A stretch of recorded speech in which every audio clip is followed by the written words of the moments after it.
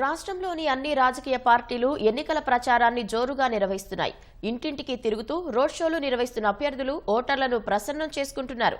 ఎన్నికల్లో గెలిచాక ఏం చేస్తారో వివరిస్తూ ఓట్లు అభ్యర్థిస్తున్నారు. కూటమి అభ్యర్థులకు ప్రజల నుంచి విశేష ఆదరణ లభిస్తోంది.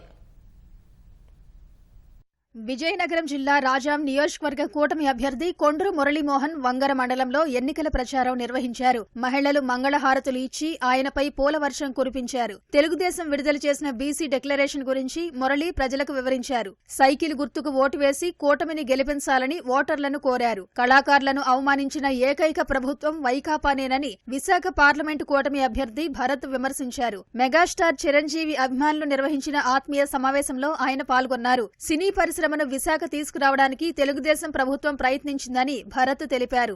జగన్ సర్కార్ మాత్రం సినిమా హీరోల పట్ల అమర్యాదగా ప్రవర్తించిందని గుర్తు చేశారు. పశ్చిమ గోదావరి జిల్లా తణుకు నియోజకవర్గ కూటమి అభ్యర్థి ఆరుమిల్లి రాధాకృష్ణ ఇంటింటి ప్రచారం నిర్వహించి ఓట్లు అభ్యర్థించారు. తెలుగుదేశం సూపర్ 6 పథకాలు వివరిస్తూ కరపత్రాలు పంపిణీ చేశారు. వైకాపా ప్రభుత్వంలో తణుకు గంజాయికి అడ్డాగా మారిందని రాధాకృష్ణ అన్నారు. కూటమి అధికారంలోకి రాగానే నిర్మూలిస్తామన్నారు.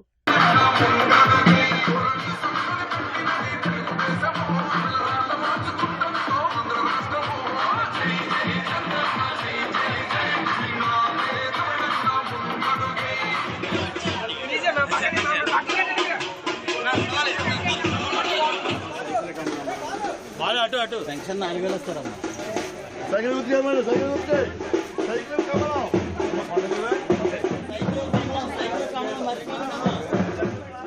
విజయవాడ పశ్చిమ నియోజకవర్గంలోని కొన్ని ప్రజా సంఘాలతో కూటమి అభ్యర్థి సుజనా చౌదరి మాటామంతి నిర్వహించారు. నియోజకవర్గ సమస్యలు అడిగి తెలుసుకున్నారు. నియోజకవర్గంలోని 22 డివిజన్లలో ఉపాధి కల్పన కార్యాలయాలు ప్రారంభిస్తామని సుజనా చౌదరి హామీ ఇచ్చారు. కార్యక్రమంలో కూటమి పార్లమెంట్ అభ్యర్థి కేశినేని చిన్ని పాల్గొన్నారు. కృష్ణా జిల్లా పెనమలూరు నియోజకవర్గంలో కూటమి అభ్యర్థి బోడె ప్రసాద్, మచిలీపట్నం పార్లమెంటు కూటమి అభ్యర్థి వల్లభనేని బాలశౌరి విస్తృతంగా పర్యటించారు. కానూరు, గొడవర్రు గ్రామాలకు వెళ్లి వైకాపా అరాచక పాలనను ప్రజలకు వివరించారు. తెలుగుదేశం సూపర్ 6 పథకాల గురించి చెప్పారు. కృష్ణా జిల్లా ఘంటసాల మండలం కొడాలిలో అవనిగడ్డ నియోజకవర్గ కూటమి అభ్యర్థి మండలి బుద్ధప్రసాద్ కుమార్తె అవనిజ విస్తృత ప్రచారం నిర్వహించారు. గాజు గ్లాస్ గుర్తుకు ఓటు వేసి బుద్ధప్రసాద్ను గెలిపించాలని కోరారు. తెలుగుదేశం సూపర్ 6 పథకాలను అవనిజ ప్రజలకు వివరించారు.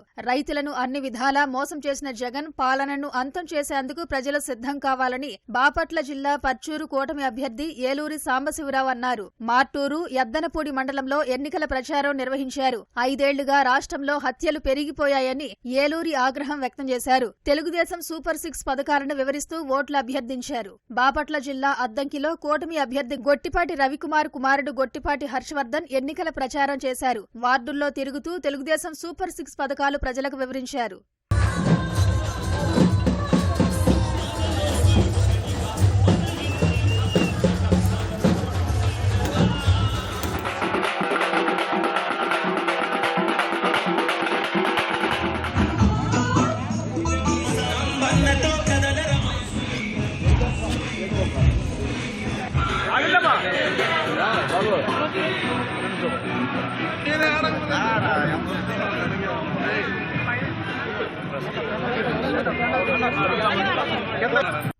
ఒంగోలు నియోజకవర్గ కూటమి అభ్యర్థి దామచర్ల జనార్దన్ తరఫున ఆయన కుటుంబ సభ్యులు ఇంటింటి ప్రచారం నిర్వహించారు. జనార్దన్ సోదరి మాధవి, కుమార్తె అనీషా లక్ష్మి 37వ డివిజన్లో పర్యటించారు. కూటమి అధికారంలోకి వస్తే మహిళల కోసం అమలు చేసే 6 గ్యారంటీలను వారు ఓటర్లకు వివరించారు. కూటమి అధికారంలోకి వచ్చాక నెల్లూరులోని వెంకటేశ్వరపురంలో స్కిల్ డెవలప్మెంట్ సెంటర్ ఏర్పాటు చేస్తామని కూటమి అభ్యర్థి నారాయణ హామీ ఇచ్చారు. నగరంలోని 53, 54వ డివిజన్లో ఆయన ఎన్నికల ప్రచారం నిర్వహించారు. నెల్లూరు పార్లమెంట్ కూటమి అభ్యర్థిగా వేమిరెడ్డి ప్రభాకర్ రెడ్డిని ఎమ్మెల్యేగా తనను గెలిపించాలని ఓటర్లను కోరారు. వైఎస్సార్ జిల్లా పులివెందుల నియోజకవర్గం లింగాల మండలంలో వివేక కుమార్తె సునీత ఎన్నికల ప్రచారం నిర్వహించారు. రోడ్ షో నిర్వహించి షర్మిలను గెలిపించాలని ఓటర్లను అభ్యర్థించారు. తన తల్లి లింగాల మండలంలో పుట్టిందన్న సునీత తమ ఇంటి ఆడపడుచుకు అన్యాయం జరిగిందని అక్కడ ప్రజలకు వివరించారు. వివేకాను చంపించిన హంతకులను ఓడించి షర్మిలను గెలిపిస్తేనే తనకు న్యాయం జరుగుతుందని ప్రజలకు విజ్ఞప్తి చేశారు. శ్రీ సత్యసాయి జిల్లా పుట్టపర్తి కూటమి అభ్యర్థి పల్లె సింధూరారెడ్డి మారాలలో ప్రచారం నిర్వహించారు. ఇంటింటికి తిరుగుతూ తెలుగుదేశం సూపర్ 6 పథకాలు వివరించారు. కూటమి అధికారంలోకి వస్తేనే రాష్ట్రం అభివృద్ధి చెందుతుందని సింధూరారెడ్డి తెలిపారు. ధర్మవరం కూటమి అభ్యర్థి సత్యకుమార్ ఓటర్లతో ఆత్మీయ సమావేశం నిర్వహించారు. ఎమ్మెల్యే కేతిరెడ్డి గుడ్ మార్నింగ్ పేరుతో భూదందాలు చేశారని ఆయన ఆరోపించారు.